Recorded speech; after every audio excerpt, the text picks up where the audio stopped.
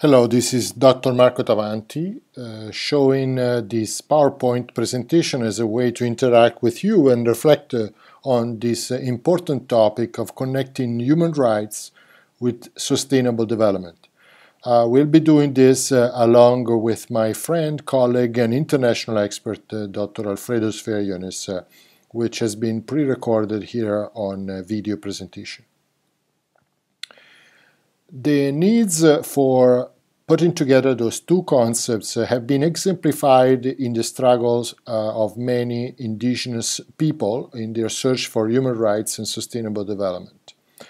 You will also hear the reflections of Dr. Alfredo Sfeir Younis in framing sustainable development in the field of values and in relation to rights, environmental rights, human rights, and property rights.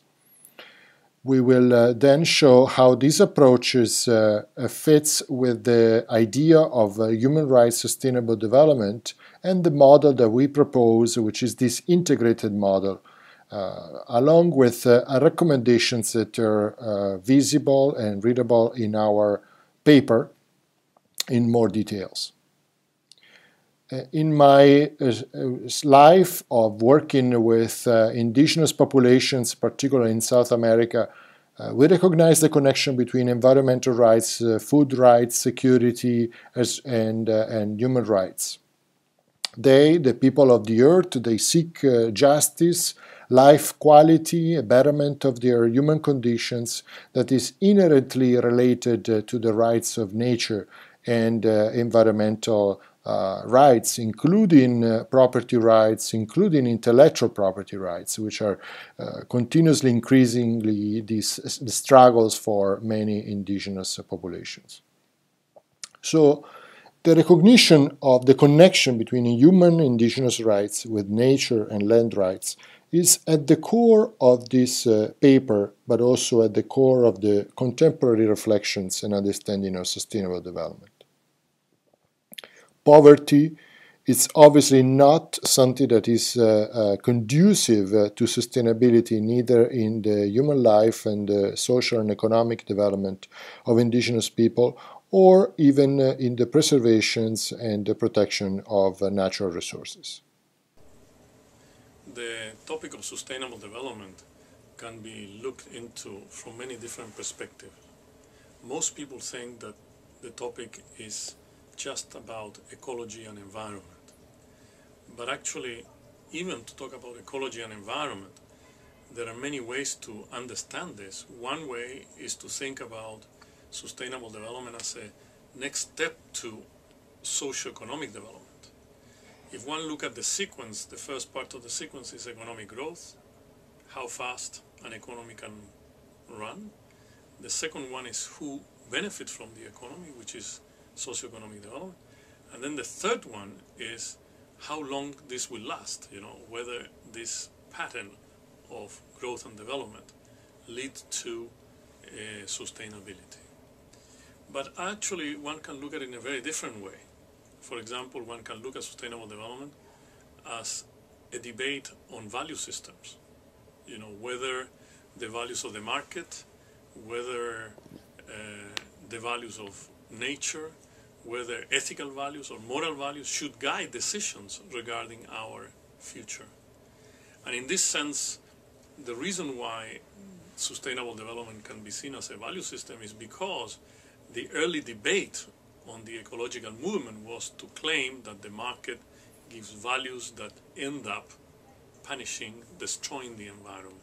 So many people will say a tree has not only a value in terms of use, which is what the market actually prices, but a tree, a freestanding tree, might have a value, an ecological value in terms of its DNA, in terms of its capacity to provide shade, in terms of regulation of winds, and many, many other things that a tree does, in addition to the spiritual value of a tree.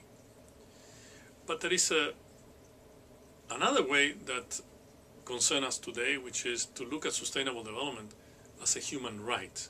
In other words, that people have the right for a clean environment. People had the right to live in societies that are sustainable. But this right is not a direct right, it's usually a derived right. And so the creation of this environmental right is based on the jurisprudence of many other forms of rights. For example, the right to life, the right to information, the right to clean water, the right to housing, the right to food. Many of these rights that have a jurisprudence that is understood, is accepted, and there are many international treaties on these rights, are providing a support for an overall jurisprudence in the maintenance, the management, the appropriation, and the use of our natural environment. And I think that it's very important for people to see sustainable development as a debate on rights, because rights are always accompanied by responsibility.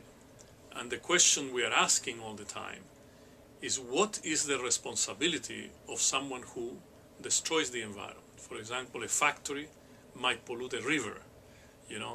Okay, maybe this is an outcome of production, but the question is, who is responsible for cleaning this river?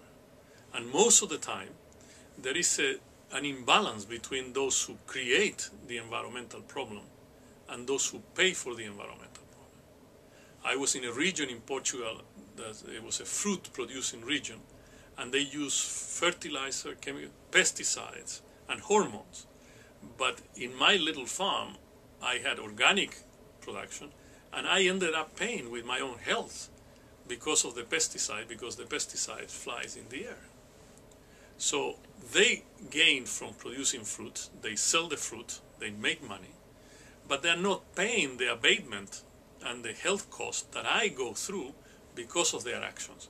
So there is a need for a normative system that will regulate and at least make explicit who is the source of this pollution, and then who has the responsibility to deal with that pollution. So should I pay for my healthcare system, or should the fruit producing people pay for my health?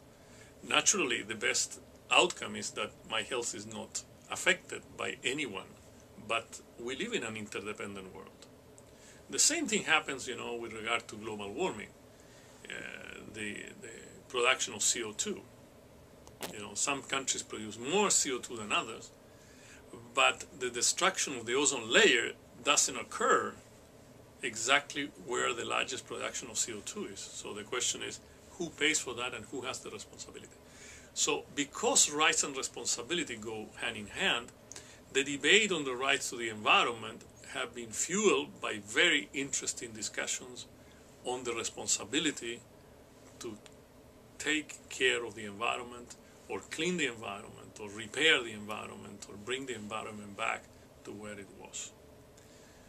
In addition to that, there is a question about the extent to which human rights exist for future generations. We know very well that the earth needs to be kept at least in the same way we receive it, or better. This is not the case now, because the total is less than the sum of the parts. We are consuming more minerals, we're destroying more land, we are exhausting and depleting more biodiversity resources. So there is a big question as to whether future generations have rights. They are not here, so how could they have rights? But there is a general consensus now that future generations do have rights, and basically we need to make sure that we do not constrain, we do not limit the ability of future generations to live in this planet. So who has the responsibility? There must be a normative system, a set of rights that is capable to address that issue. Last but not least is the fact that as we doubt or discussed whether future generations have rights, there is another discussion taking place for the last decade, which is whether nature has rights. Whether nature is a live entity, and if it has rights, then the question is who will protect those rights and who will make sure that those rights are in place so that nature is respected in the way it should be. We have one case which is very interesting in Ecuador, the constitutional change that gives right to nature. And that implies that citizens, as well as government, need to have a special behavior so that these rights are implemented. So it's not that easy anymore to download your waste in the river near your house, because actually someone will come up in this normative system to say, look, you cannot pollute this river, the river has rights, and it's not only you have rights, but there is a balance here between human rights of human and rights of nature. There is another debate on human rights or rights in general and sustainable development, which has to do with the forms of protection of a natural resource so that the tragedy of the commons doesn't take place. Most of the time it is argued that we exhaust the natural resource beyond its critical point because there are no incentives to frugality. In other words, there is no incentive to non-use. Most of the incentives are for more use, more growth, more this, more. There is no incentive for less. So there are certain situations where the sustainable development objectives are not attained because we don't have a system of rights that eliminate, the causes that are being created in terms of resource use. This is the case of the tragedy of the commons, where the people don't have incentives to take the sheep out of the prairie. So it was suggested in 1968 by Garrett Harding that we should privatize the commons, in other words, to allocate property rights to it. The same thing at all levels, in urban areas, how to allocate land rights, so poor people have better environment. They say that people who don't have rights to the land will not have incentive to preserve the land. They will just use it and abandon the land. This is happening in the Amazon, this is happening in many places. So rights seem to have an impact in human behavior in relationship to the environment that is affected for the assignment of right. And there is a long discussion about private right, collective right, secondary rights, informal rights, and so on. So it's important that we understand the relationship between rights and development, human right and sustainable development. And I would suggest that actually we will never be able to attain sustainable development without a proper set of rights, a proper set of norms. So this new framework of understanding sustainable development within the issue of values and human rights is actually is a development in itself from the discussion that emerged in the 80s about human development in relation to human rights, which has generated numerous programs and approaches by NGOs and governmental institutions that focus more on the development of institutional capacity, government capacity, to recognize the rights and responsibility of governments as well as the rights of the participants and the recipients. So within this, the model that we suggest is based on this idea of rights and duties in all the three spheres of sustainability that we are all familiar with, the so-called three pillars of sustainability. But that for us, particularly in relation to indigenous people, this reflects the fourth pillar that for us and for indigenous populations is represented by culture and diversity. In this case, they're all integrated within the idea of human rights, sustainable development as institutional capacities, as development of participation. And in particularly for us, this represents a few specific recommendations that has to do with linking more academic support and programs that looks at the interaction of these different frameworks by developing more governmental programs and institutions that protects indigenous rights and human rights, and also by the recognition of the paradigms as a central element into the issue of human security in itself that comprehends all these issues. So human rights helps to understand and reframe sustainable development along this line.